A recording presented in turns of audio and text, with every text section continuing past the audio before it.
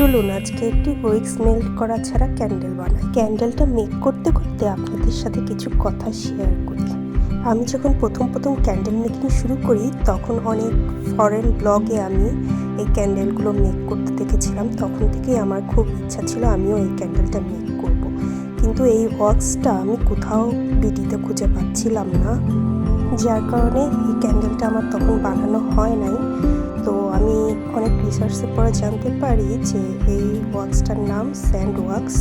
রিসেন্টলির মধ্যে কিছু আপুর ব্লগে আমি দেখি যে তারা স্টেরিক অ্যাসিড দিয়ে এই ক্যান্ডেলটা মেক করে।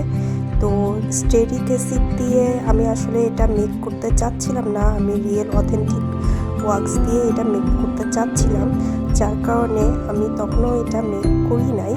তো পরবর্তীতে আমি যখন আরেকটা আপুর ব্লগে দেখি সে এটাকে বলে পার্ল ওয়েক্স, তো আমি চিন্তা করি যে এটা হয়তো উনি স্যান্ড ওয়েক্সটাই ইম্পোর্ট করে আনিয়েছেন, এখন পার্ল ওয়েক্স বলে হয়তো উনি সেল করছেন। তো আমি ওনার কাছ থেকে অর্ডার করে ফেলি। পরবর্তীতে যখন আমি ওয়াক্সটা হাতে পাই তখন দেখি স্টেরিক অ্যাসিড এবং এই পার্ল ওয়েক্সের মধ্যে কোনো পার্থক্য নাই, দুইটাই সেম। কালার বলেন, মানে গন্ধ বলেন, সব কিছুই সেম। এবং কি আমি বার্নিং টেস্টও করে দেখেছি, দুইটার বার্নিং রেজাল্টও সেম।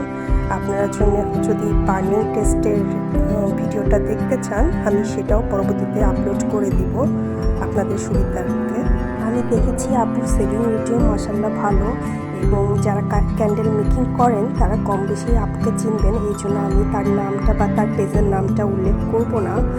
আমি আসলে কাউকে ছোট করতে বা ভুল প্রমাণ করতে এই ভিডিওটা মেক করি নাই, আমি জাস্ট আমার এক্সপিরিয়েন্সগুলো আপনাদের সাথে শেয়ার করতে চেয়েছি। আমার এই ক্যান্ডেলটা কেমন হলো সেটা অবশ্যই কমেন্টে জানাবেন। আর এই থিমে যদি আপনি ক্যান্ডেল মেক করতে চান সেটা স্টেরিক অ্যাসিড দিয়ে মেক করতে পারবেন। আমার মতন এক্সপেরিমেন্ট করার জন্য বেশি দাম দিয়ে পার্ল ওয়েক্স কেনার কোনো দরকার নেই। আজকের মতন এই পর্যন্ত। ওকে, আল্লাহ হাফেজ।